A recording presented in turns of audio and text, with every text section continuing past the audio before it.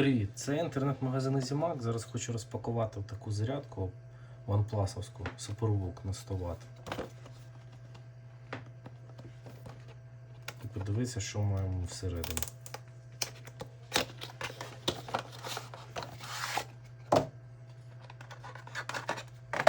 Ось такий блок іде. Таке написано. Type A. Виглядає отак.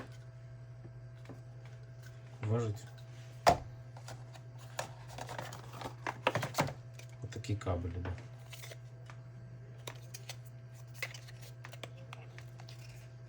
Звісно, Type A з одної сторони і Type-C. Не хочу потім, щоб скрутити назад. Type-C з іншої. Усе.